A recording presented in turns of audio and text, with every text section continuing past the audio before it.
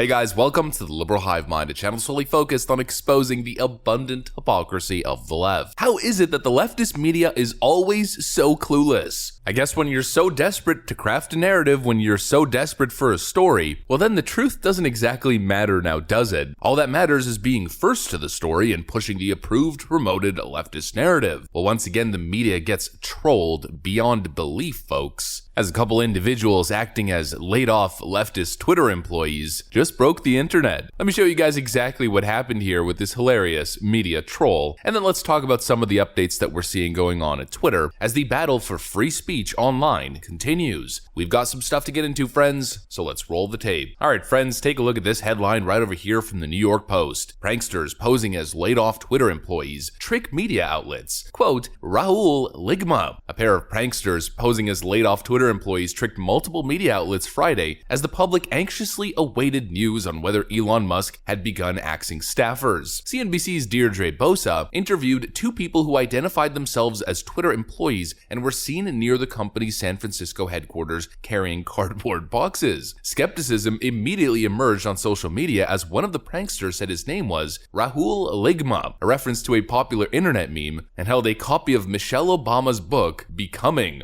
Aloft while speaking to reporters, the other said his name was Daniel Johnson. I mean, a clear, obvious troll. But of course, these fake news hack journalists run with the story regardless because being first is really what matters, right? Deirdre Bosa on her Twitter account writes, "It's happening. Entire team of data engineers let go. These are two of them. Hashtag Twitter takeover." This journalist literally reported that the entire team of Twitter data engineers were let go. And here are two of them. As we see a picture here, Mr. Rahul Ligma walking out the building with what looks to be a produce box of some sort, holding up a Michelle Obama book. This is what the media actually ran with. They later asked his name.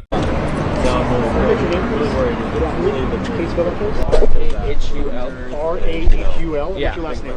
L-I-G-M-A. L-I-G-M-A. And he spelled his last name as L-I-G-M-A, referencing the online meme that I'm sure most of you guys are aware of, where you say your name is Ligma and then the next person asks, Ligma what? And you respond with Ligma nuts. A very popular, innocent, childish internet meme. But none of these accredited checkmark journalists got that. And if that wasn't enough, the next individual, supposed Daniel Johnson, was interviewed, where he said this. His own words. What do you make of that? What do you think Twitter will look like? I mean, if free speech is, Nazis saying that, trans women shouldn't, use women's locker rooms, then awesome. I guess mission accomplished. We'll see. Listen, I got to touch base with my husband and wife. I got to get out of here, all right? Thank you, guys. What's your name? Sorry. Daniel. Thank you. I have to go touch base with my husband and wife as he smiles and walks away from the camera. Oh my lord, these leftoid journalists are just so desperate for a story. So desperate to report on the hostile takeover of Twitter by Elon Musk and all the poor fired employees that they fell hook, line, and sinker for an obvious troll. Elon Musk joining in on the fun, posting the story released by the Daily Mail and writing, Ligma Johnson had it coming. The media is so desperate to get a narrative going. And of course, the point that we're trying to focus on here is just how desperate the media is to get a narrative going. They want a negative narrative surrounding this clearly amazing moment. The narrative should be Elon Musk is cleaning house at Twitter. Elon Musk is doing something good for society for once. But of course, we know that what Elon Musk is doing isn't necessarily good for the fake news media, because what are they without censorship and control of the flow of information? And so they're targeting the takeover and trying to craft a negative narrative. And in doing so, what are they doing? They're promoting fake news, which of course is what the media has been doing forever. There's this clip with Brian Stelter at CNN back on the 25th of April, 2022. Look, who knows?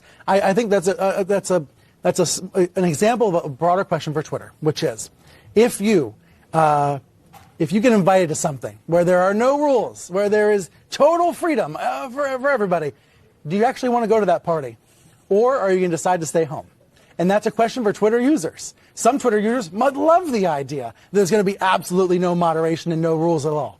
Others might not want to be anywhere near that. Am I crazy, Matt? No, you're right. And what happens to the advertising? I mean, if there's no moderation or little moderation, do the advertisers stay away? What does that do to the business prospects for Twitter itself? I think that's very much Another fake news, fear-mongering narrative about how dangerous it is that Elon Musk wants to take over Twitter with no rules, he says. But of course that couldn't be further from the truth. I mean, Elon Musk has been clear, to be super clear, we have not yet made any changes to Twitter's content moderation policies. Twitter will be forming a content moderation council with widely diverse viewpoints. No major content decisions or account reinstatements will happen before that council convenes. And Elon Musk for months has been on the record claiming that he plans to cater towards the middle and the center right and the center left and not both extremes. Elon Musk never said that he's turning Twitter into 4chan. He never said that Twitter was going to be a total free-for-all. His view is very simply to allow for diverse opinions on the platform without biased content moderation that always swings in one direction. Thanks to Project Veritas, we know what the policies at Twitter are. So you mostly just get rid of Twitter? I knew that Twitter was another. Let's say if it was a pro-Trump thing and I am anti-Trump, I was like, oh, I banned this whole account.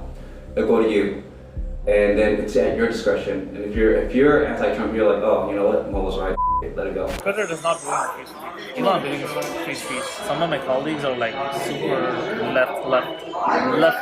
But what Brian Stelter is advocating for, what the left means by a free-for-all, no rules on Twitter, means conservatives are going to have a fair shot to have their voices heard. That's what they view as a free-for-all. Anybody can say anything. What they really mean is conservatives are allowed to speak, and that's dangerous for our democracy. It's ridiculous. It's nothing but fake news bogus. And we know Elon Musk's stance here. At its heart, wokeness is divisive, exclusionary, and hateful. It basically gives mean people a shield to be mean and cruel. Armored in false virtue. It's to get in the way of left-wing bullies who use content moderation as an authoritarian tool to shut down dissenting opinions and to shut down narratives that hurt them in election cycles. Oh, Twitter's going to be a free-for-all. There's not going to be any rules. What they really mean is a story like the Hunter Biden laptop story won't be suppressed anymore, and that's dangerous for our democracy, they say. We can see right through the lies, we can see right through the narrative, and leftoids, and especially the leftoid media, is in absolute panic mode that they're losing control of their precious online platform. That's what's really going on here. They're losing the ability to control who's allowed to speak, who's allowed to exist, and what are the acceptable narratives. Well, no longer is that the case. Oh, and not to mention what you can and can't joke about. I don't know about you guys, but I am so sick of the disingenuous media and the disingenuous narratives that they promote. No rules, they say. They continue to go on and on about democracy, fascism, authoritarianism, says the authoritarian left that's currently throwing a hissy fit at the idea of Twitter returning to a free speech platform. They've been telling us forever that content moderation is not biased on any of these social media platforms. Give me a break. I mean, just look at the list that's currently being compiled of individuals who've been axed off the Twitter platform. Rasmussen Report starts off with the Babylon Bee, Mike Lindell, Project Veritas, The Gateway Pundit, Paul Sperry, Marjorie Taylor Greene's personal account, Emerald Robinson, James O'Keefe, Juanita Broderick, Robert Malone, Tracy Beans, True the Vote, Steve Bannon, Alex Berenson, Donald J. Trump. People add on in the comment section, Rakita Law, Laura Loomer, James Lindsay, Carpe Donktum, Alex Jones. The list goes on and on and on, and it's all influential right-wing public figures. Leftists are fear-mongering of a Twitter with no rules, but what they're really scared of is conservatives getting a voice again, being able to speak and challenge their garbage narratives on a free, open platform. They're scared of losing that trending tab. They're scared of losing control, because if leftists can't control the narrative, can't control the media, can't control the flow of information, well then their precious narratives will come crumbling down one after another. They're not scared of freedom or free speech. They're scared of the effects of free speech and free thought. And that tells you all you need to know about the disingenuous, lying leftist media. That's what I got for you guys, though. If you enjoyed this video, please make sure to leave a like and possibly subscribe to the channel. I'm going to get back to work, friends. I want to thank you for watching, and I will see you on the next one.